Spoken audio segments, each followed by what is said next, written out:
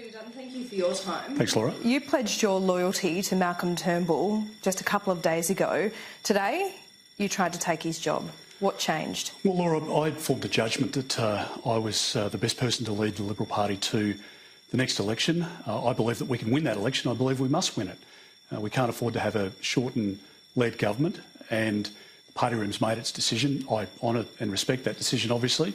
And now it's my job to make sure that we keep Bill Shorten away from the government, because they were a disaster last time they were in government, and they'd be a disaster again. Is that the final decision from party room, do you think? Well, look, I think for me, as I say, the task is to make sure that I can do whatever is possible to make sure that the coalition's successful at the next election. I want us to get out there and talk about the issues that are important to Australians, to talk about the things that matter to families, to small businesses, and make sure that we can highlight the deficiencies of Bill Shorten, not just as a person, but what he would mean for the country if he was Prime Minister. You just said it was your judgment that you made that you were the best person to lead the Liberal Party to the next election. Is that still your view after today's ballot? Well, Laura, you abide by the arithmetic in politics, and the arithmetic today is against me and says something different. So I abide by that decision. I respect all of my colleagues, and I want to help them and help the team now make sure that we can win the election. But the numbers can change. Arithmetic changes. We've seen that through recent history. Will you push to change those numbers? Well again, I mean, you only need to change 7 people's minds. We're on the day that the ballot's just been had, so I think we respect the ballot, respect the decision that's been made, and now talk about cutting electricity prices, for families who are doing it tough. I mean, let's be realistic. There are a lot of families who, when they open the power bill around the kitchen table each month, don't know how they're going to pay for it. You've got small businesses that are closing their doors, going offshore, taking jobs with them because they can't afford to pay the electricity bill. But you don't rule out another tilt at the leadership. Well, for me, I think the job is making sure that I can talk about these things now as a backbencher, talk about the messages which I think are important to convey to the Australian public so that they know, we understand what they prioritise, what they want, and that's really what I see my job as now. You won't be drafted? I won't be drafted by anyone. I'm not anyone's person. I'm not a puppet for anyone. I think people know that I have the strength of character to be my own person. That's what I've been in relation to this matter, and I won't be making decisions based on somebody else's agenda. I want to do what's in the best interest of our country. But Mr Dutton, people will be reading this today and listening to these interviews and thinking to themselves, it's just a matter of time before you have another crack at the leadership. Do you rule it out? Well, Laura, I had my go today. And Is it your last and final go, though? Well, from my perspective, I had my go today, and that's it. I listened to the judgment of the party room. And for me, I need to make sure that as a backbencher, I have the ability now to talk more widely on issues, including electricity prices. And I think we need to get out clear, succinct messages in language that people can understand. But your clear, succinct message today is that you haven't given up ambitions of being Prime Minister before the next election. Is that true? Well, my ambition is for us to keep Bill Shorten out of the lodge, and I want to make sure that I can support the government to do that. I've said today, without any hesitation, I'm supporting Malcolm Turnbull. I support the policies of the government. And I want to be one of those voices out there arguing in areas where I think we can win. I think we can win the electricity debate because Bill Shorten is promising to drive up people's power prices. I think we can win. But sorry, my correction, Mr Dutton, now a backbencher, you know how this is reported, you know how these things happen. By you not ruling out another tilt at the leadership today, how do you expect Malcolm Turnbull to get on the front foot? Laura, I am a backbencher in the government, so I've expressed to you what my next job is. My next job is to do all that I can in conveying a message to the Australian people, making sure that we have the best possible chance of defeating Bill Shorten at the next election. I do that by providing support to the Prime Minister, by providing support to the government policies and to our message. You can report how you want, and other journalists will, but I'm not a minister. I'm a backbencher now. And I'm asking you, the 35 people that supported you in that party room, are you now leaving them out on a limb? They backed you. There were people who supported me, and I'm very grateful for their support, and I won't leave any of my colleagues, whether they supported me or not, on any limb. But the point is, And this is the point. The majority within the party room made a decision today. I honour that decision. And for me now, the job is to get out to make sure that we can speak to Australians, to convey language and a message that they can understand so that we can beat Bill Shorten at the next election. But do you honour it for how long? If there's a group of backbenchers that come to you that didn't vote for you today but are willing to vote for you next week, the week after, will you ignore them? Well, I think you're 10 steps down the road. I think we deal with the outcome of today, and I think we listen to, from my perspective, listen to the party room. But I don't have a tin ear to what the public is saying. The public say that they want their electricity bills cut, and this government must do that, and we are. The population in this country is an issue of debate. I think we can have more discussions around migration and around infrastructure. There are many issues that we can talk about, and I intend to talk on matters which I think are important to not just my electorate, but to people across the country, and that's and I think that's my responsibility. If Malcolm Turnbull can't turn things around, if he loses 40 news polls, is it your duty to stick your hand up again? Well, the party room's expressed confidence in the Prime Minister today, and we... is it your duty to give them that option down the track? Well, as I say, the party room today has expressed confidence in the Prime Minister, so we want the Prime Minister to succeed, to win the next election, and that's what we're all working toward. But if he can't turn things around, if he loses 40 news polls, if the message doesn't get through, do you have another go? Well, again, Laura, this is a...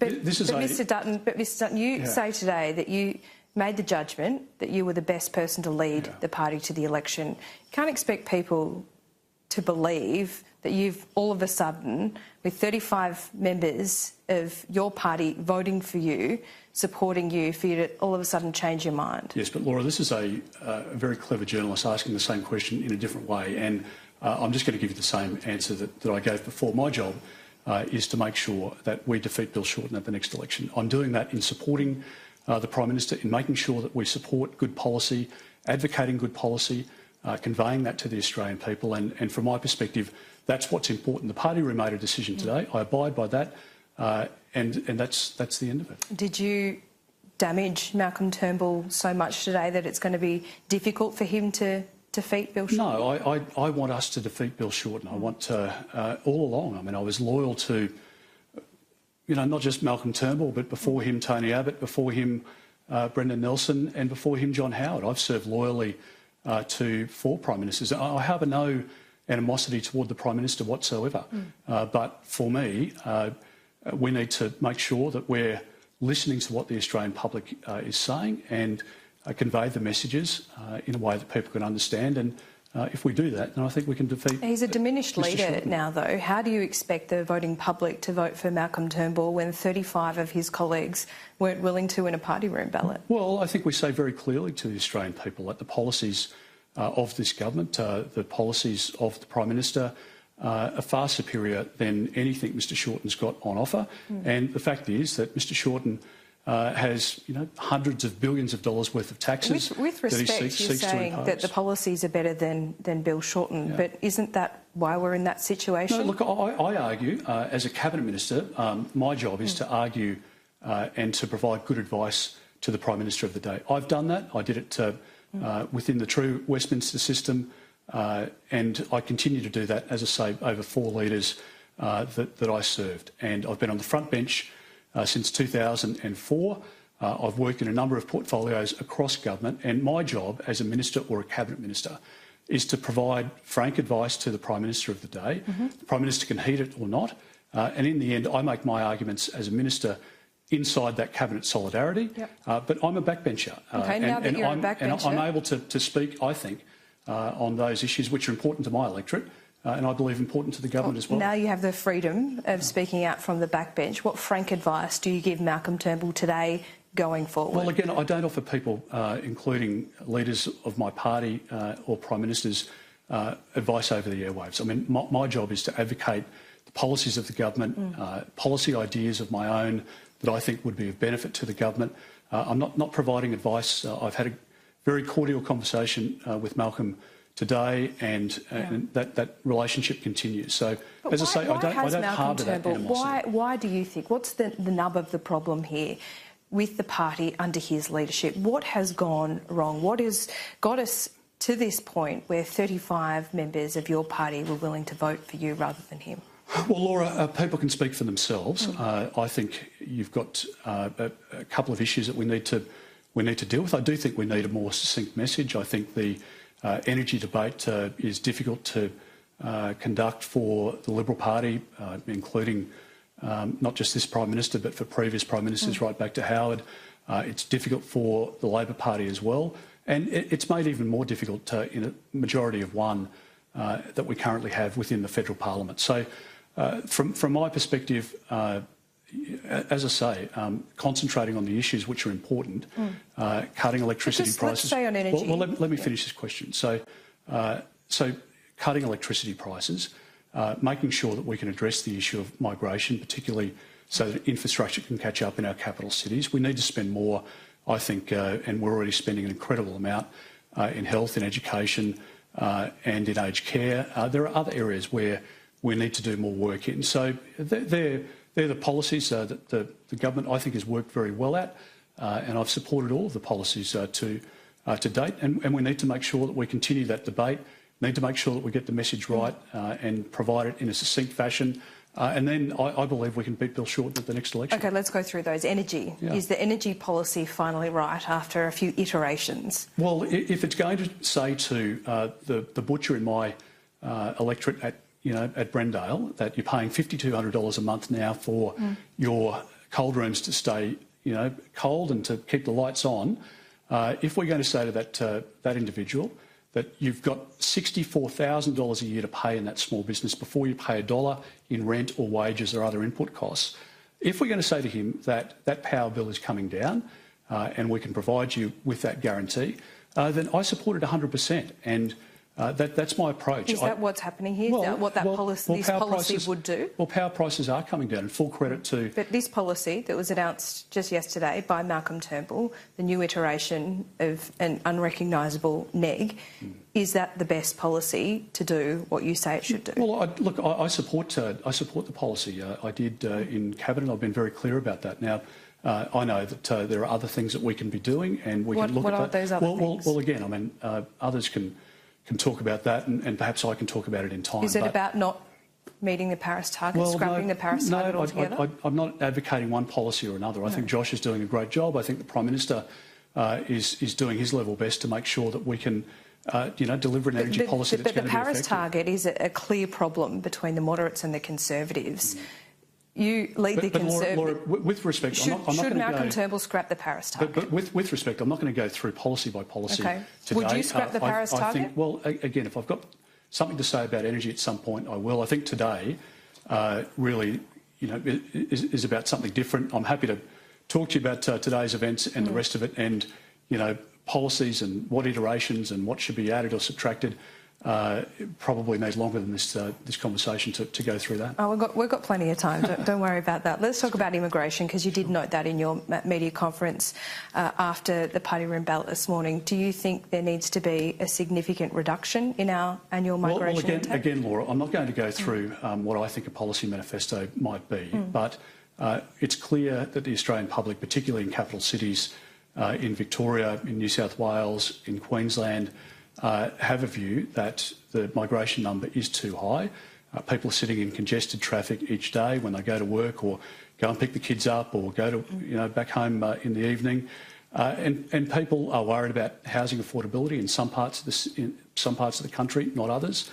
So this plays out in different ways across the country. It's a different view in South Australia, where they're trying to create industry, and they will do that now with the new Liberal government, and trying to attract people in.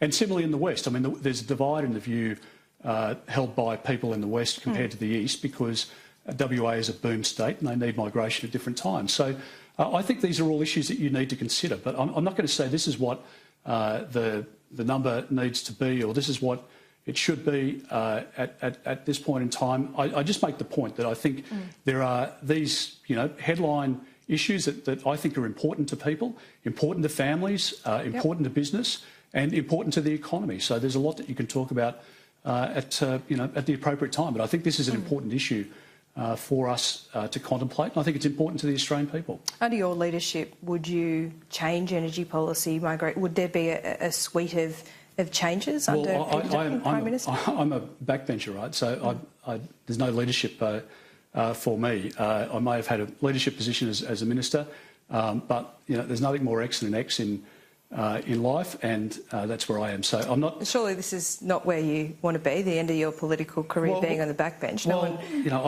I've been in politics 17 years, and I've held a marginal seat through the Work Choices campaign. I've held that seat for 17 years, and I understand, and I think have a connection with people in my electorate in the outer metropolitan areas like mine, and these are the sorts of issues that they believe are important to them, and I can provide leadership to them as a local member, and that's exactly what I plan to do. Can I ask you about Tony Abbott? Sure.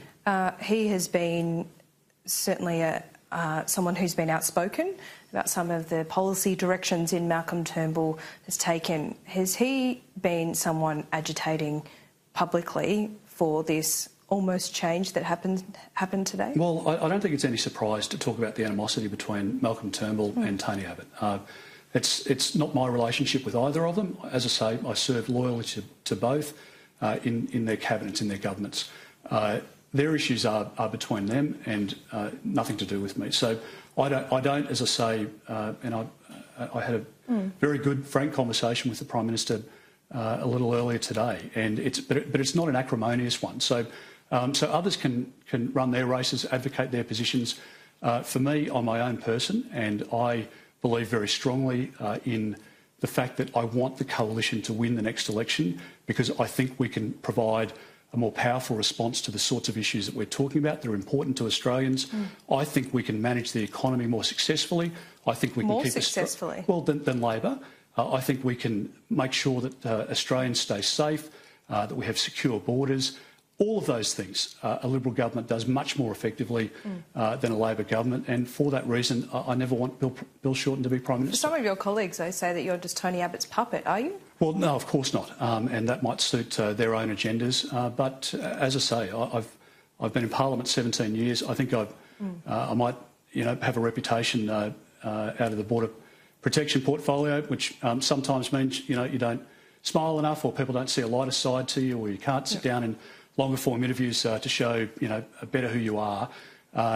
So people will make judgments. The point I would make out of that is I think it demonstrates, though, that yes, I did take a tough approach in relation to different decisions I had to make, but I didn't do that as a puppet for somebody else or because I have a weak character or personality. I'm not directed by anyone else. I want to do what's in the best interest of our country. Well, would you put Tony Abbott into cabinet? Well, again, this is a question that might have been appropriate if I had won the leadership ballot. I haven't won it. Many people to you, at least 35 of the backbench, sorry, not just the backbench, some of your frontbench colleagues are looking to you for leadership, whether you like it or not today. So don't you owe them answering this question at least? Seriously, I mean, asking me the question of who I would put in a cabinet, it was a question if I'd won the ballot today, and a very reasonable one, obviously. I lost the ballot today. I respect the outcome of the ballot. I want to make sure that I can do the best possible job as a backbencher. I want to support the Prime Minister. I want to support the government and our policies, and I want to add to that. I want to make sure that we communicate those messages. I think I can help in that, and I think I can do a lot for my marginal seat members and colleagues because that's been my experience for 17 years. Was Greg Hunt going to run as your deputy? Well, again, I'm not going to go into all of the bits and pieces that get the journos and the gallery excited. I lost the ballot today. I accept the outcome, and for me, I just want to be in a position now to support the government, make sure that we win. Did some of your colleagues double-cross you?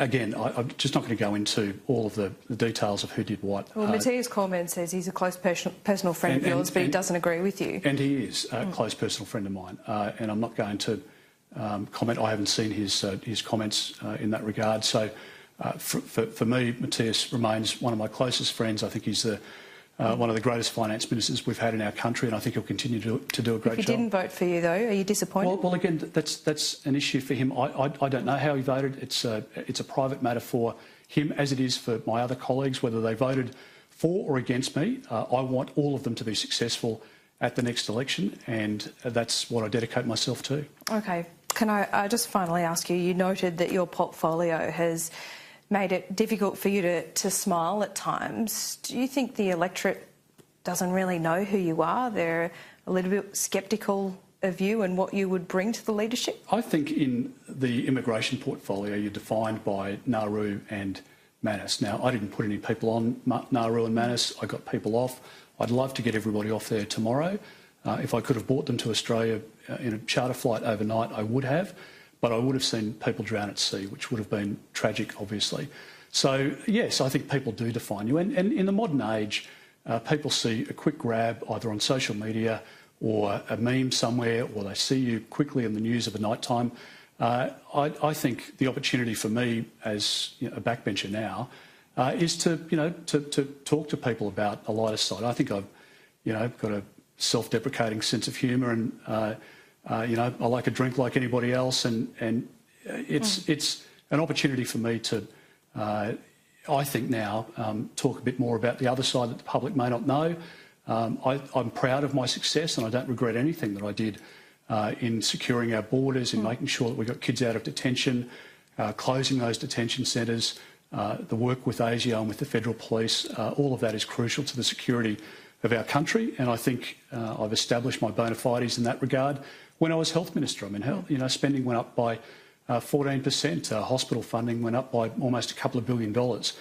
So for me, I can talk about who I know that I am. Some people may not have seen that side. In the end, I think that's the opportunity for me now. You said you wanted to talk about some of that lighter side of yourself. What are you talking about in particular? I just think when you're stuck in front of a camera talking about the serious issues of national security and border protection, it's pretty hard to crack a smile when you're talking about serious issues. I think it's in this portfolio, because of the threat level, people don't get to see your family because you try and guard your family from the public eye. So people don't see you in a natural environment at a kids' footy match on a Saturday or Sunday, or those sorts of family events where otherwise they might see you. So that's